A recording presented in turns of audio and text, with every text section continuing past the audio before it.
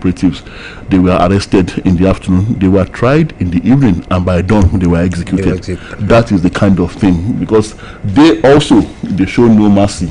They also, when they attack with the show. So, like I said, this is a very peculiar situation. In those days when we had the Armed Robbery and Firearms Tribunal, it was because armed robbery was getting to a peak in the country. The armed robbers, they were the ones doing what the terrorists were doing now. What the terrorists are doing now. So, of course, we have to set up those tribunals. And those tribunals, they don't waste time like the regular courts. So it would help. We won't have a situation of jailbreak. So if these ones are executed immediately, we won't have a situation of jailbreak where some people will say, okay, we want to break them out of jail. And in curious circumstances, you see the security around the jail lightened. That's to tell you the culpability of high-level officials in all these. This happened severally during the last administration, where there will be an attack on a jail where terrorists have been held, and we discovered that prior to the attack, security had been relaxed around the jail. Yes. Well, now still talking security now, and this is about another fund, that had been allocated. Talking about security here, and President Tinubu, has deducted. He deducted a 500 billion naira fund from the Federation Account Allocation Committee revenue for May 2026 to fund a national security emergency intervention multiple sources. Familiar with the development, told the Punch. Yesterday the federal government announced what allots to the state, federal, and local governments for the month of May. So before this was announced, this 500 billion naira had been removed and deducted. Now, the deduction was made before the monthly revenue sharing exercise among the federal government, states, and local government councils, according to senior officials privy to the FAAC proceedings. And confirming the development, one of the sources said FAC deducted 500 billion naira for National Security Emergency Fund this month. Another official added that the deduction accounted for a significant portion of the gap between the total revenue generated and the amount eventually distributed to the 3 tiers of government. That is where the FAC windfall is going to, the source said. Tola, all this while, is there no allocation to the security sector? To defense? To defense, rather. And with the removal of subsidy, all the money we have been making, just like we're asking questions now, that why do we need more loans? Why do we need a deduction for what is going to the states and the federal government? If we are making so much money from the removal of petroleum subsidy, where is that money going? And assuming that we are going to accept this, and then assuming this is okay, Bimbo. Now, the reason many Nigerians would have reservations about this is the fact that we have seen this before. There's that trust deficit, that trust gap. When these things happen, that money is hardly ever used for what it is meant for. We still spoke yesterday about the Jonathan era, when money meant for the procurement of arms went into politicking, was diverted into politics during the Jonathan administration. And this has happened severally. When money is allocated for such things, we hardly see the results. We keep on asking questions. Money that is given to us by even other countries, advanced nations of the world, the Americans, the British, and to procure arms to help us in the war against terror. Now the Americans of recent have been asking questions, and they've not been happy with us. Now, what have we been doing with all the military aid we have been getting? What billions of dollars? So now we have this, and many Nigerians will probably be suspecting that we're about to turn the corner when we get into the street of the next general elections, and that maybe this is why this money is being deducted. So until the federal government can convince us and can bridge that trust gap, can effectively bridge that trust gap. And how can that be done? We have to see significant progress in the war against terror, in the war against banditry, in the war against kidnapping. It has to stop. That is when and only we can believe that this money that has been deducted from the one that is supposed to go to the states and the allocation, that's when we can believe that it is truly being used for what they told us that they are going to use it for. And however, an official of the FEAC, according to information gotten by me, a document obtained by them on Thursday showed that substantial deductions from traditional revenues were disclosed during the May 2026 FAC meetings, and the document indicated that I think 250 billion naira was set aside for a military intervention fund, while another 252 billion naira was allocated as an infrastructure development fund to states. It also showed a 450 billion naira deduction to the non-oil excess revenue account, bringing combined value of the three major deductions to 952 billion naira. Why must we have special deductions to fund certain things? There must have been provisions to fund those things in the budget. In the budget. And aside from the budget, Bimbo, why must we have those special funds? Anytime Nigerians hear this special funds, like I said, from past antecedents, from past experiences, Nigerians take it with a pinch of salt. It is a new way to corruption from what we have seen in the past. It is like we are opening another cesspool of corruption and inviting the politicians to have their day and to have a very good time swimming in that cesspool and drinking of the blood vine of millions of Nigerians. So when we have this fund, that fund, trust fund and all that, hardly does anything good come out of it, especially when it happens at a time like this. Now there is this DSS is talking fund, the DSS now, foreign funds now, and they're also talking about the trust fund bill for the service for the DSS, and says that DSS 6 amendments to trust fund bill kicks against foreign funding of security operations, and the DSS has its reasons. Yes, they do. Now, the Department of State Services, DSS, on Thursday supported the bill seeking the establishment of a trust fund for the service and urged the House of Representatives to amend several provisions, including the removal of foreign funding sources, clearer funding mechanisms, and changes to the composition of the proposed governing board. The service, however, warned that a separate bill seeking to establish a strategic intelligence management institute could duplicate the functions of an existing institution unless its mandate is redefined to focus exclusively on external intelligence. The positions were presented by the DSS at the public hearing organized by the House of Representatives Committee on National Security and Intelligence on Thursday in Abuja. Okay, so it was a public hearing, because I was wondering, and a public hearing would involve every concerned stakeholder. Yes. I was wondering that does the DSS have the right to ask? Can they ask questions? That was beginning to wonder. I think they making suggestions. They would have made their their own part of the their own advice known to the public hearing. That's why it's a public hearing. Ordinarily, they are not supposed to say anything. Yes, and they are not even supposed. They are not supposed to be even known. But I'm sure it will have been put in writing. But I'm trying to look at why they are advising against foreign funding. Yes, I can see one here. Yes, the service warned. Yes, it warned that international funding arrangements often come with reporting and disclosure obligations that will reveal intelligence methods, procurement procedures and deployment strategies. And the service further argued that foreign donors could seek to influence domestic security priorities in ways that may not align with Nigeria's realities, including the challenges posed by insurgency, banditry, and kidnapping.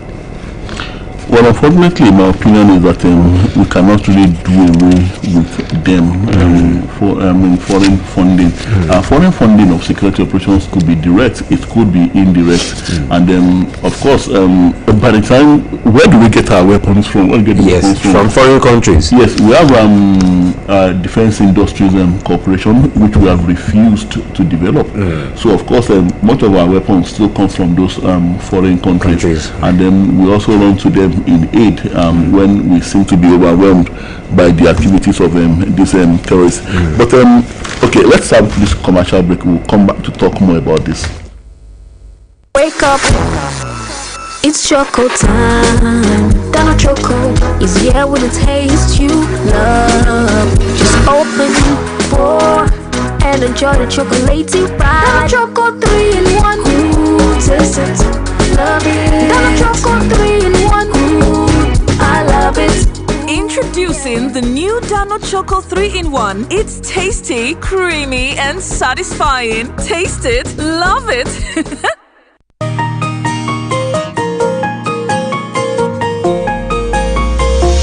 Conversation.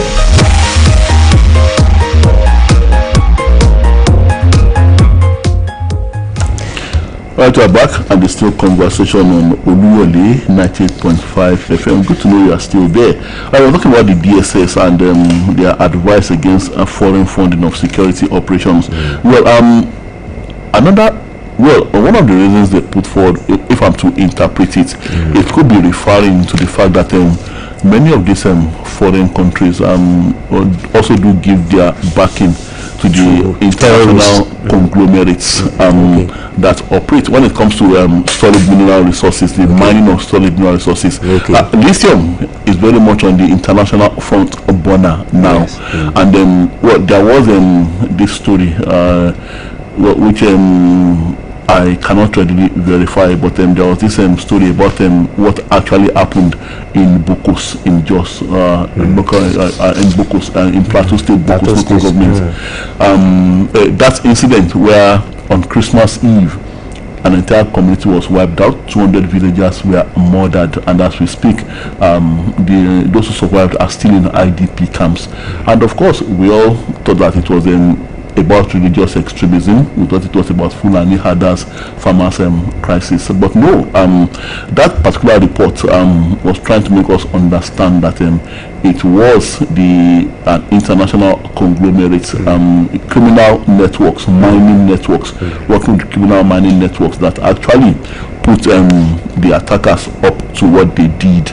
They were paid. Lithium was there, and they are not ready to go through the proper process, even if it means relocating the villagers on their own terms and conditions, and actually sitting down with the communities and the government at both local, state, and federal level. That okay, what is in this for us all? And but instead of doing that would take time, and it will also cost the international crime networks and the conglomerates. So they have to put those marauders up to it. They have to remove the villagers. Just have to be removed from that place. So erased. That I like the word you used. So the villagers were erased from the place, and the next thing the excavators moved in, and mining of lithium. Well, according to what we are hearing, is going on in that area, and with the federal government either being complicit or just looking the other way. So maybe these are the kind of things that the DSS is referring to, and it doesn't happen here, just not only in Nigeria, in other African countries, in other parts of the world, developing nations, where this remember the Sierra Leone's blood diamonds. Yes, blood diamonds. It was these same companies that set the local people against themselves. It also happened in Congo. As we speak, Congo has never enjoyed its vast solid mineral deposits for reasons such as this, and it is these same countries too that back these conglomerates because of the economic viability it brings to them. It is these same countries that will say that they are helping us to fight terrorism. They will be the ones that say they are helping us to that are giving us weapons to fight terror. At the same time, they are also arming the local militias. Yes. So, and at the end of the day, they make us all think that it's Muslim versus Christian. It is Fulani others versus farmers. It is all about Christian genocide and all that. So I think maybe this is what the DSS means when it said this, that foreign funding of security operations. But then, like I said, can we really do away with them? We need them. But at the same time, the Nigerian government needs them. This story is true. They need them. Some foreign organizations, some foreign criminal organizations, apart from the solid mineral issue aspect that you talked about. Yes, some foreign criminal networks, they are funding our own local militia, our own criminals here. Yes, they are funding them, and I'm sure the Nigerian government knows. And it's been done. And those foreign criminal networks are known to these same Western powers. Yes, they are known to them, and then they use them many a times to achieve their own purpose in those countries. They use them by proxy. Okay, remember, I'm trying to remind you of this organization, Bimbo, that used to be run by one man is dead now, Prigozhin. Yes. I'm trying to remind you of that organization, Bimbo. That's the International Bastillery Organization. Yes. Which, as far as I'm concerned, is an international terrorist organization. But then, depending on which side of the coin, that organization is subtly accepted by the Western powers. Yes. As a proper civil, as a proper registered organization. Bimbo. I'm trying to remember the name. I can't remember. I know it's the most popular international mercenary group. Yes. Yes, we'll take a short break. We'll be back. Wake up. It's choco time. Dano Choco is here with a taste you love. Just open, pour, and enjoy the chocolatey ride. Dano Choco 3-in-1. Ooh, taste it, love it. Dano Choco 3-in-1. Ooh, I love it. Introducing the new Dano Choco 3-in-1. It's tasty, creamy, and satisfying. Taste it, love it.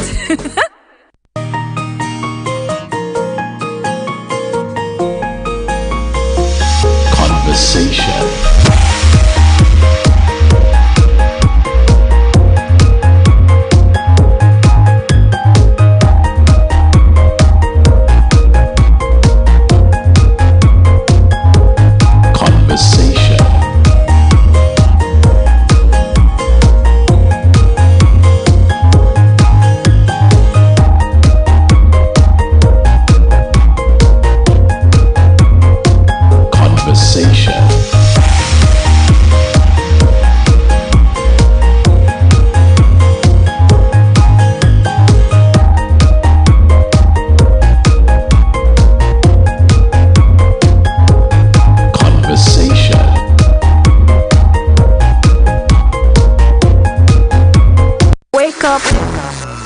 It's choco time. Dano Choco is here with a taste you love. Just open, pour, and enjoy the chocolatey ride. Dano Choco 3-in-1. Ooh, taste it, love it. Dano Choco 3-in-1. Ooh, I love it. Introducing the new Dano Choco 3-in-1. It's tasty, creamy, and satisfying. Taste it, love it.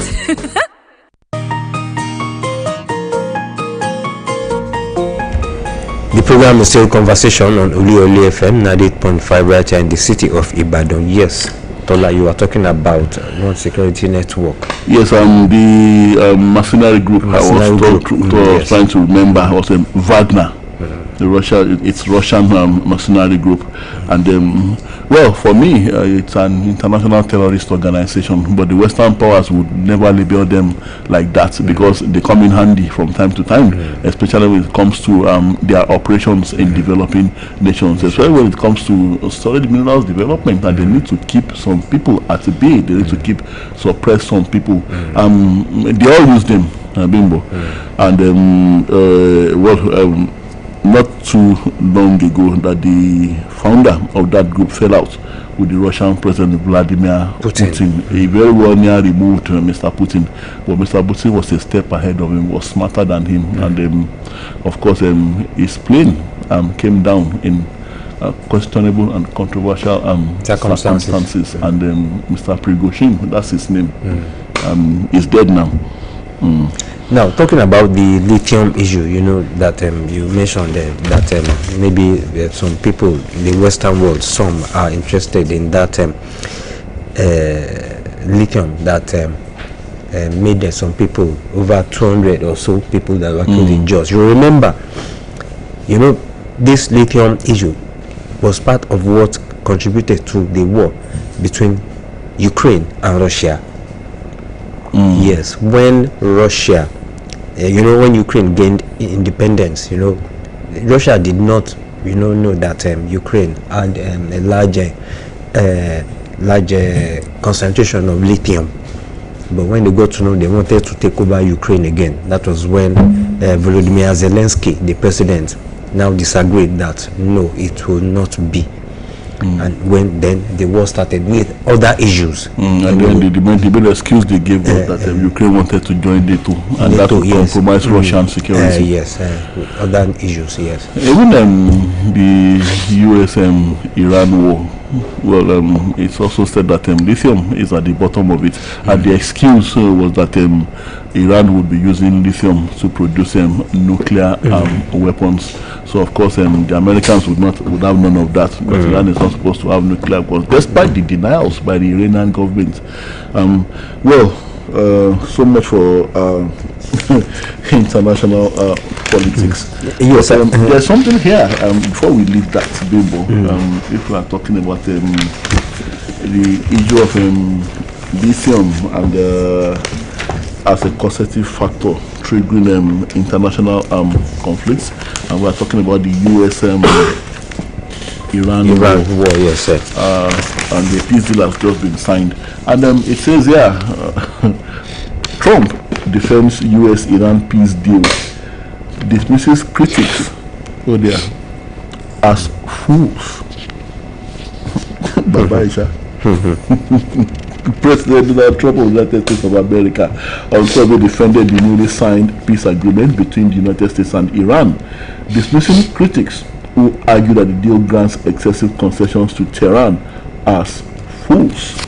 Trump's remarks came a day after he formally signed the accord alongside Iran President Masoud Pezeshkian, a move aimed at ending months of heightened conflict in the Middle East and paving the way for negotiations on the implementation of the agreement. Now, speaking through a social media post, Trump argued that the deal had already delivered positive economic results, pointing to record stock market gains and declaring oil prices.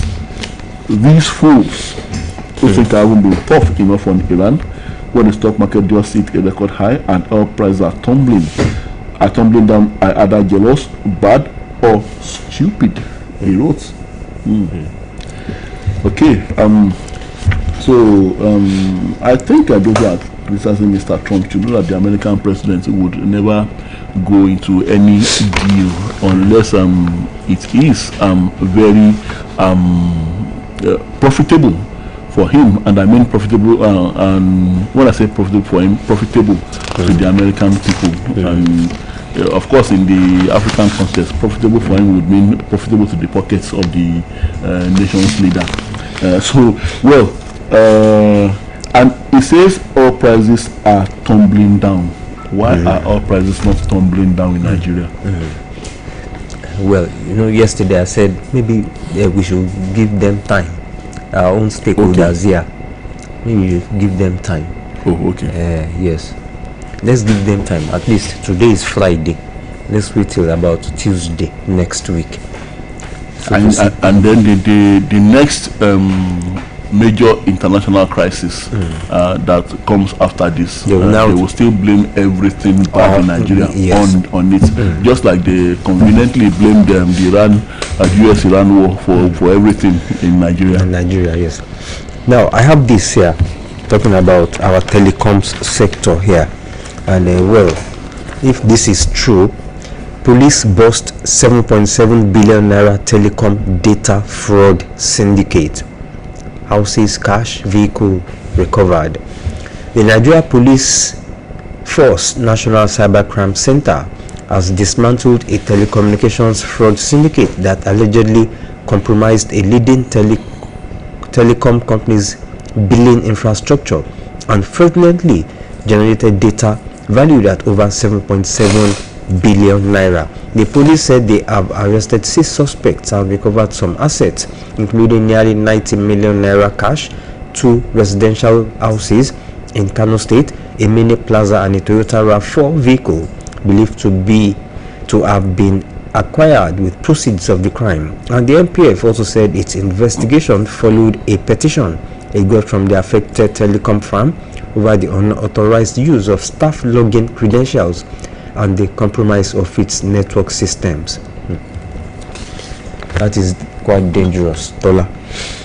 Yes, quite dangerous. Maybe that is what I don't know, maybe they have they don't mention the actual telecom organization. Maybe that's what will make you get maybe some gigs of data you expect to use for 30 days, and in one day it is off. And that's what happens when you don't allow people to use you don't provide the necessary conditions for people to use their ingenuity for positive things that will bring progress, and not just to themselves but to the nation at large. I'm talking about mostly youth ingenuity now, so they will transfer that ingenuity to negative things, just like you have read just now. Well, I'm still on national security. Governors renew support for state police, demand constitutional safeguards, back power reforms, national solar initiative. And they have even perfected modalities for state policing. And also to review proposed constitutional amendment, legal frameworks for state police.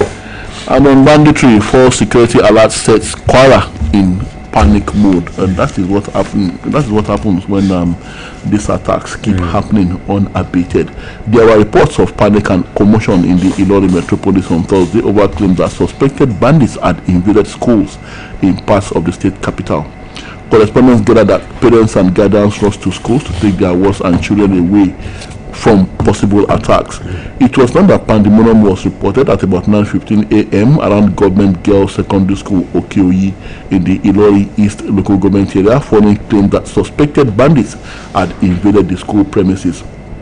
Sources in the area, however, said that some individuals being erroneously referred to as kidnappers were travelers whose motorcycles developed a mechanical fault. Well, themselves looking that they were not attacked. The Nigerian Union of Teachers Ilori East branch, in a statement, however, debunked the rumor of an alleged kidnapping, describing it as false and unfounded. The individuals being referred to as kidnappers were travelers whose motorcycle developed a mechanical fault. Unfortunately, this situation was misunderstood, leading to the spread of unnecessary rumors and panic within the community, it stated. Well, at the same time, good, they were discovered to be travelers, but for them to have attracted that significant amount of attention, it means there must have been quite a lot of them. And I think the communities and the police should still have interrogated them to know where they were going to, that number of motorcycles, if indeed there were many, and then as to what is their mission and where exactly they are traveling to, and they should be searched to make sure that these are precarious times, like I said, and everything requires peculiar and precarious solutions. Well, so the police stepped in and they mobilized personnel to the scene to assess the situation and ensure the safety of the students. Okay. Well, that is for that anyway. Now, before we go to different lines, there's this story here talking about the banks and payments and fraudulent activities. on the internet, on phones, mobile transactions. Now, the banks and their customers lost a combined 134.48 billion naira to fraud between 2020 and 2025, amid a significant expansion in digital payments and financial technology adoption across the country, according to data contained in the Central Bank of Nigeria's Payment System Vision 2028 document. And the document obtained from the Apex Bank's website showed that attempted fraud across the banking and payments ecosystem amounted to 187.79 billion naira during the 6-year period, while actual losses stood at 134.48 billion naira. And the losses were recorded across the multiple payment channels, including over-the-counter transactions, automated teller machines, checks, e-commerce platforms, internet banking, mobile banking, point-of-sale terminals, web channels, and other electronic payment platforms, highlighting the growing challenge of safeguarding Nigeria's increasingly digital financial system. Well, Tola, apart from the fact that, in my own opinion, apart from the fact that, some dubious and unscrupulous citizens operating all these systems might be involved. In my own opinion, some bank officials are also involved. Of course. Yes, in what I'm saying here now. Let's open the phone lines 070-5555-1985 and 080-5500-985. Those are the numbers to call to be part of conversation this morning. NEC approves 83.2 billion naira to combat flooding, climate-related emergencies. It also says there on health matters, AI diagnoses brain tumors in minutes instead of weeks, says researchers. Our first caller is... Hello, good morning. Hello, good morning. Good morning. I'm about the family. You are from... I wish you a very nice day over there, sir. Now, about the deductions you are talking about, which is extra budgeting deduction, very sad. That's why you now come to look at it. Why does the president why does he get the money she spends and the money son? When they distribute these vehicles, why do they have this money? When they donate billions, the president normally donates in billions. And that's why you have to come to look at it. Look at this government. This government has had access to the largest resources in the history of Nigeria. The removal of social subsidies, heavy taxation, heavy poverty, everything. You cannot account for anything. And what you have on ground cannot commensurate with the money this government is in possession. Have a nice day, sir. Thank you very much. Thank you, Mr. Abayomi Fabumi.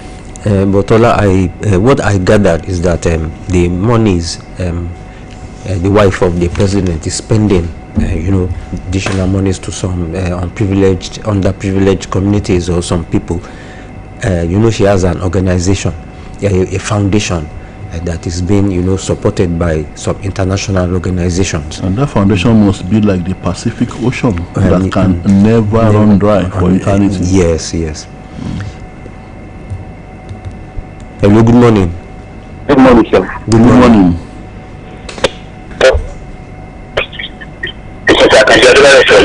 Good to have you, Mr. Akombi Adebayo.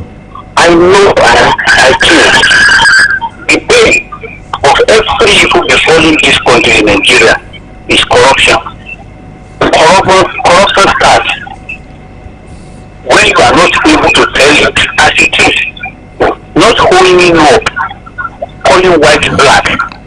Now, where are the benefits or gains realized from the removal of petroleum subsidy? The Accountant General of Federation is still silent till today about the huge benefits our country, Nigeria, gained during the just concluded Iran-US war, when the price of crude oil surged almost to almost normal price. Now on politics, if retired General Babangida is named Maradona, that is a fine dribbler, what name do you think can be given to Tinubu? See the technical knockout he has planned out for the opposition parties. I remember that some few months ago, when the leaders of opposition parties fingered Tinubu as responsible for all the imbroglio in their midst, many people, including you yourself, journalists, said no. But can you see now his strategy and ways of neutralizing the opposition party? Tinubu is driving this country to one party. I tell you, thank you very much. But your opinion, Mr. Kombi Adebayo, which you are very much entitled to. Hello, good morning. Good morning. You're welcome. Norway as a country did not join OPEC, and they are all producing country. During the beginning of Russia and Ukrainian war, they made $97 billion in revenue. Now, Nigeria did not, I think Aramco in Saudi Arabia made, $78 billion. Norway made $97 billion. Nigeria as a country under NNPC did not make a single kobo. No 50 kobo was made by the NNPC. Not that they are not selling us, but there has been some mago going on during that administration. But later we understand that some of our food has been used to crude and all that. Even as at that, we still sell some crude at that time at the price that is not budgeted for. Where is the money? You see, this country, the administration came now and nothing was done, and they said they now came out with I think it was $6.something trillion that was lost and all that. And after the noise 2 weeks ago, we did not hear anything again. We are jokers in this country. Don't do anything. We think we can just do anything in this country, and this country will just develop. Then, on the issue of Donald Trump trying with Iran and all that, and when they said they are fools, he shouldn't have used that word. But that word is the real thing that he should have used again. Let me put it that way. Really mean that they are using 12 weeks for that meeting, and that 12 weeks are their complaints and American complaints acting under Middle East countries. So those Middle Eastern countries will now take part of the deal. That deal will now go back to the Americans. So those ones that are complaining are saying the Middle East countries, they are not saying they are out of Americans there. That's the reason he said they are fools. So that's the other. Thank you very much. Yes, they are not seeing the bigger picture that ultimately profits the Americans more. Hello, good morning. No, we lost that. Do well to call us back. 00. Well, hello, good morning. Good morning, sir. Good morning. Good morning. Ojo Michael, come from Oluyole. Tell me, Mr. Michael. Yes, sir. Mr. Biva, the law will be your strength. Amen. Try to take something that is very hot. Thank you very much. God bless you. Yes, on the issue of the money that they remove, that's supposed to go to the state government, government or what, or rather, the money will go wings and fly like that of President Oluyole tax regime, former President Oluyole regime. That is that about that. And who was supposed to sign this all this warrant debt or whatever? Who is supposed to sign? I think Governor Sabi. The governor. Yes, thank you. Nowadays, our governor they don't want to sign because they are saying that if they sign, they are the one that what do you call it? They are responsible for the killing of the convicted person. So they don't want to sign at all. How many of those convicted are fired? None, because they said they don't want to. They are the one that will refer to as the killer. So that is that about that. And on the issue of price of petrol that is coming down in Nigeria, anything that go up does it normally come down. God bless my brothers. Can't be that work. Also, 55551985. Hello, good morning. Hello, good morning. I'm Adegoke calling from Manhattan. Good to have you, Dr. Adegoke. Thank you. Well, I want to say that most of the time we should not blame the federal government for every problem in Nigeria. There are 3 tiers of government. All of us are privy to the fact that the states have been well funded, the local government have been getting humongous amounts of money.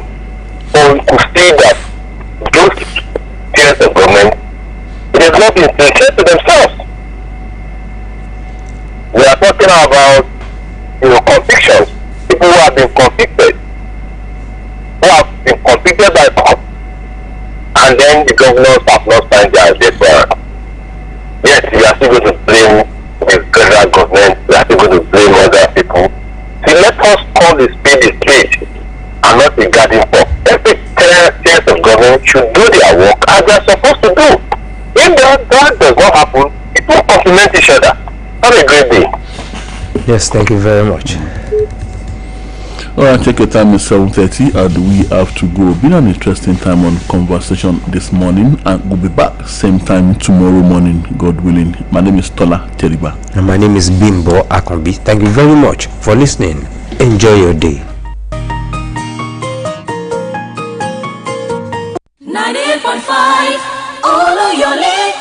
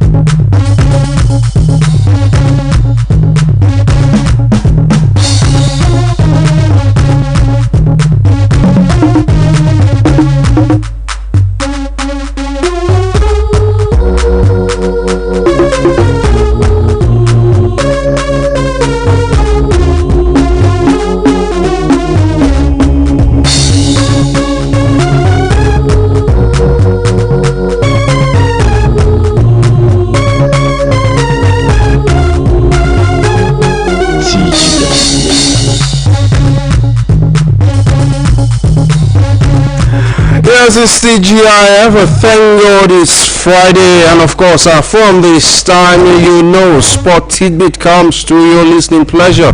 It's the weekend edition of the program, because the weekend definitely starts here, and we won't deprive you of sporting stories to set you in the proper mood for the weekend. My name is Tobi Ajowole, your host on the program. Our Sport Tidbit comes to your listening pleasure, and of course you're listening to us from the mother station in the big brown city of Ibadan. Oluyole 98.5 FM is the frequency of the dial of champions. We are also live on Okeogun 96.3 FM and Agilete 92.1 FM. You can catch us on Facebook, YouTube, and not left out. Oluyole 98.5 FM is the channel name where you could join the live stream. We're also live on digital networks. We are live on Radio Garden, Radio Online Box. You could also listen to us wherever you are across the world. And of course, you wouldn't miss out on your breakfast sports show on radio. On the menu, we have sporting stories from athletics, football, especially from the domestic scene. Before we take that flight to the Americas, where the FIFA World Cup is hotting up. We already have some sides, or one side already qualified to the knockout phase of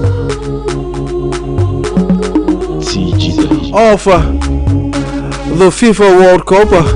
We'll be letting you in to that beat. Just sit back and enjoy what we've curated for you on the program this morning. You could call into the live studios to share your thoughts.